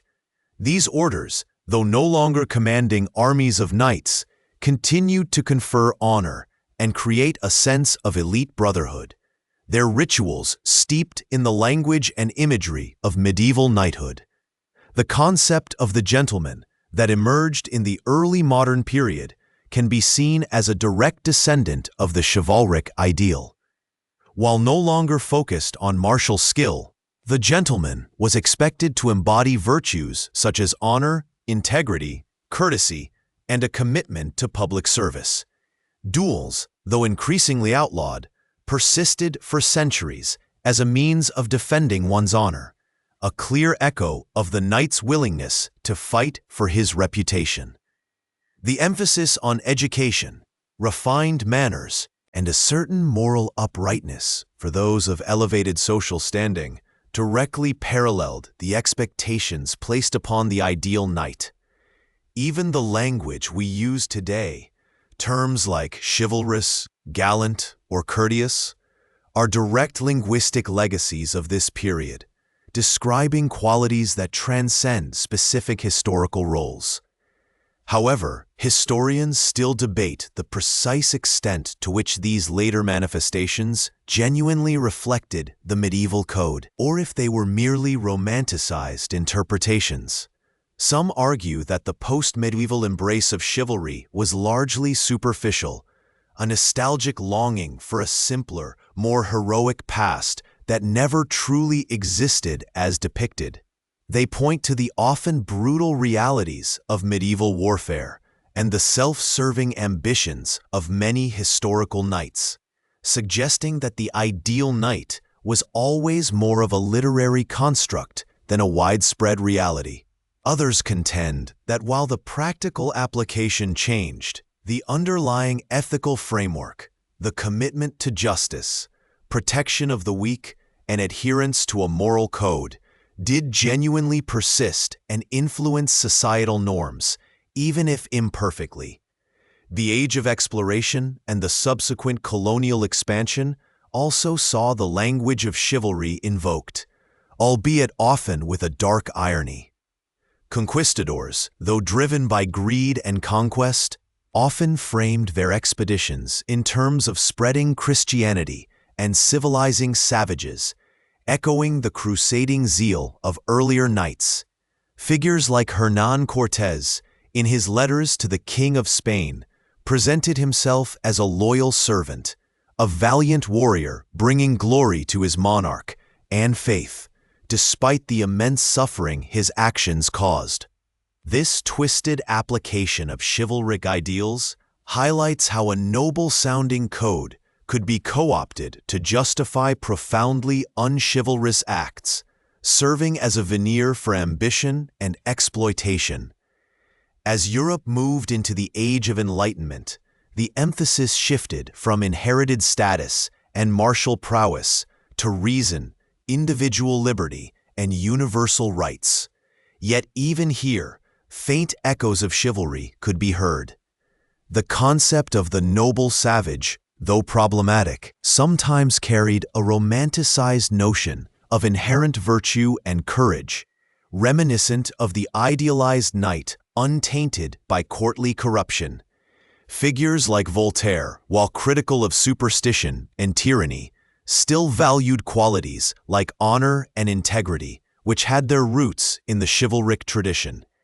The very idea of a gentleman's agreement or a commitment to one's word, even without legal binding, speaks to a legacy of personal honor that outlived the knightly class. The 19th century, in particular, witnessed a powerful resurgence of interest in medievalism and chivalry, fueled by the Romantic movement. Authors like Sir Walter Scott, with his hugely popular novel Ivanhoe, published in 1819, transported readers back to a romanticized medieval England filled with jousting tournaments, damsels in distress, and heroic knights. These works, while historically inaccurate in many details, cemented a particular image of chivalry in the popular imagination, an image that emphasized gallantry, courtly love, and a strong sense of moral purpose. The pre-Raphaelite Brotherhood in Art II drew heavily on Arthurian legends and medieval themes, creating lush, evocative paintings that celebrated the beauty and idealism of a chivalric past. Tennyson's Idylls of the King, published between 1859 and 1885, retold the Arthurian legends with a Victorian sensibility, exploring themes of duty, temptation, and the tragic fall of a noble ideal. These artists and writers were not merely recreating history. They were using the framework of chivalry to explore contemporary anxieties about industrialization, social change, and the perceived loss of moral certainty. This romanticized view of chivalry also influenced social expectations, particularly regarding gender roles. The concept of the damsel in distress and the expectation of men to be chivalrous towards women, opening doors, offering coats, protecting their honor, became deeply ingrained. While seemingly benign, this interpretation often reinforced patriarchal structures, placing women in a position of needing protection rather than as equals. The gentleman was expected to treat women with deference and respect, echoing the courtly love traditions of old, even as women's societal roles began to slowly expand. Even into the 20th century, the language and imagery of chivalry continued to resonate. During the World Wars, propaganda often depicted soldiers as modern-day knights, fighting for justice and defending their homelands against evil. The concept of fair play in sports, the expectation of good sportsmanship, and the idea of a gentleman's sport all carry the faint scent of chivalric ideals. The enduring appeal of fantasy literature and film, from J.R.R. Tolkien's The Lord of the Rings to countless superhero narratives, often draws upon the archetypal journey of the hero who embodies courage, self-sacrifice, and a commitment to justice, qualities directly traceable to the chivalric code. The solitary hero, facing overwhelming odds, driven by an inner moral compass, is a direct descendant of the knight-errant. The enduring legacy of chivalry, therefore, is not found in the continued existence of armored knights, but in the persistent human yearning for ideals. It is in the stories we tell ourselves about heroism, about courage in the face of adversity, about the importance of honor and integrity. It whispers in the quiet moments when we choose kindness over cruelty, when we defend the vulnerable, or when we simply strive to be better versions of ourselves. The knight, once a tangible figure on horseback, transformed into an enduring symbol, a reminder that even in a complex, often cynical world, there remains a deep-seated desire for nobility of spirit, for a life lived with purpose, and for a code that elevates humanity above its baser instincts. Perhaps these ideals, like ancient stars, continue to guide us, even if the constellations they once formed have shifted and transformed over the vast expanse of time. The whispers of ancient codes, carried on the winds of centuries, do not simply fade into the dust of forgotten battlefields.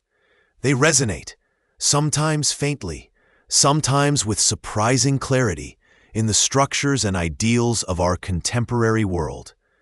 The core tenets that once guided the knight, honor, courage, justice, and service, have not been confined to the age of steel and horseback. Instead, they have subtly, yet profoundly, shaped the very fabric of modern societies, manifesting in unexpected forms and continuing to influence human conduct. Consider the concept of honor, once so intricately tied to a knight's reputation and his very existence. While duels of honor are relics of the past, the underlying principle of integrity, of upholding one's word, and of acting with a sense of moral rectitude persists.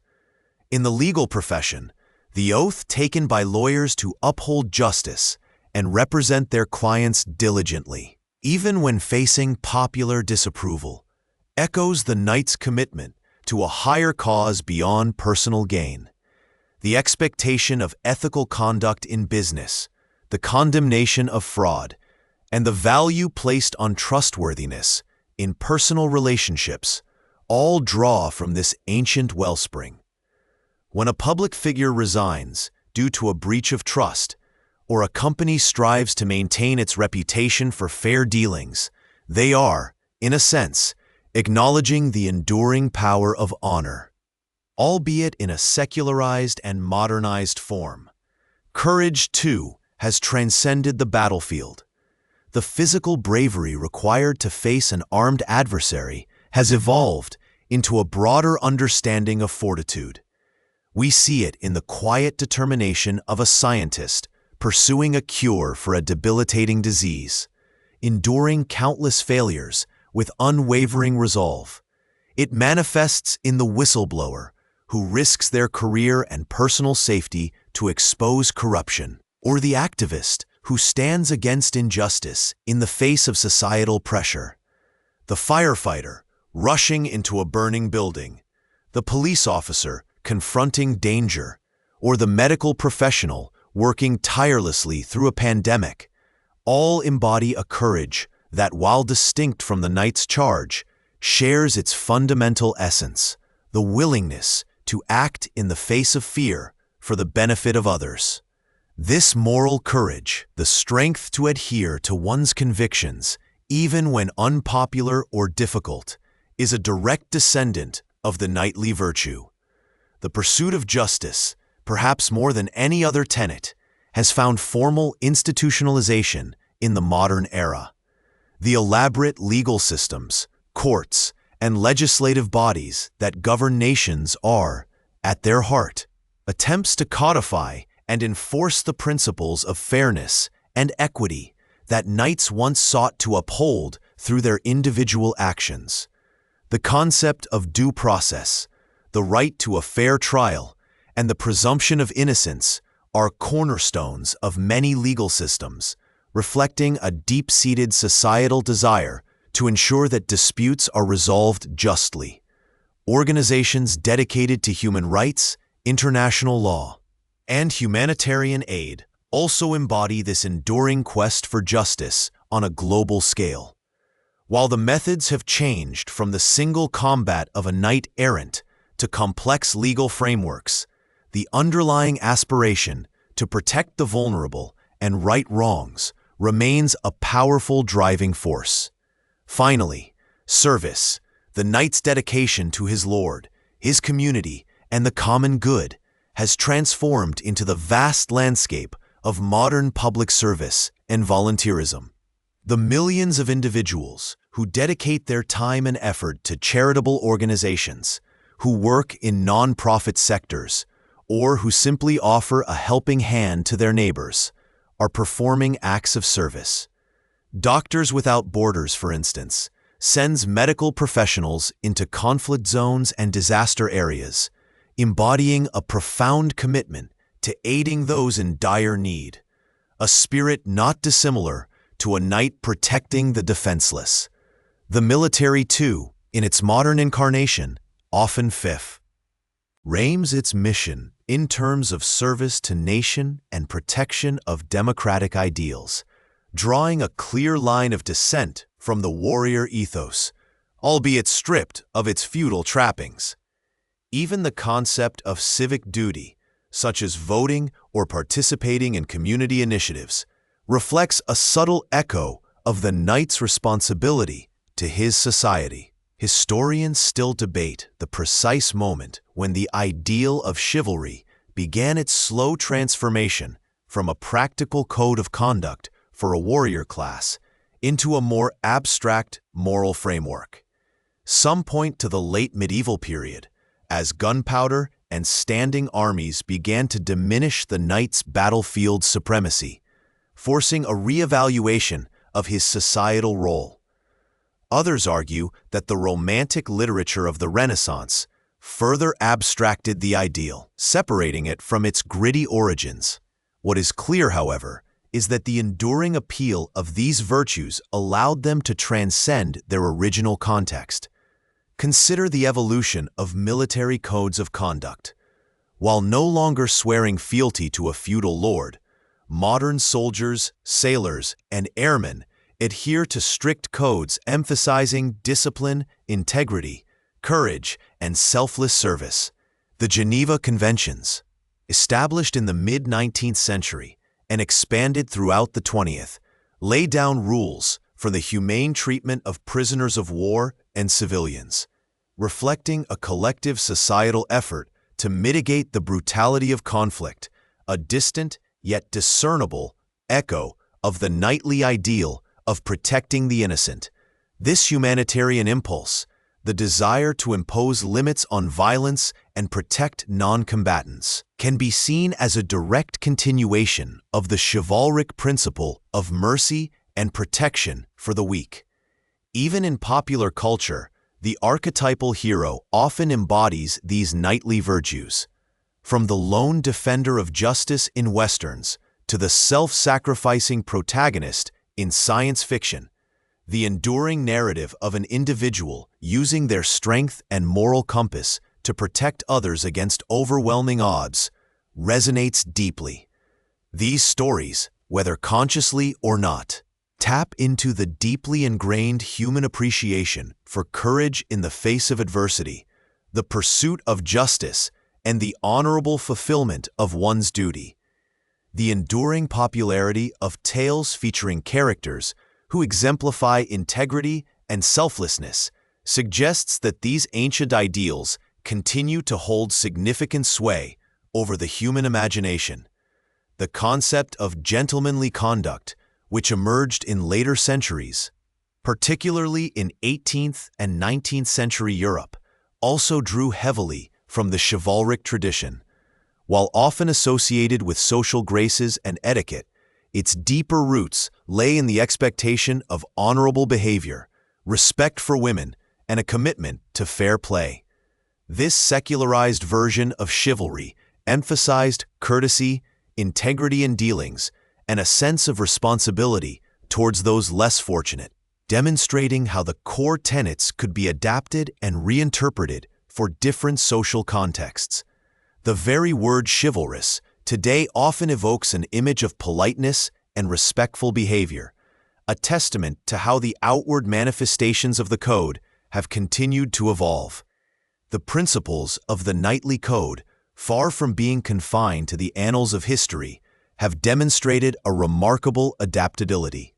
They have shed their armor and their feudal trappings, transforming into the ethical frameworks, legal systems, and societal expectations that shape our modern world. The honor of a promise, the courage to speak truth to power, the pursuit of justice for all, and the selfless service to a greater good. These are not merely abstract concepts. They are living principles, woven into the fabric of our institutions and our individual consciences, continuing to guide human endeavor in countless ways. The echo of the knight's oath, though faint, still resonates in the quiet determination to do what is right, to protect the vulnerable, and to strive for a world built on integrity, and compassion.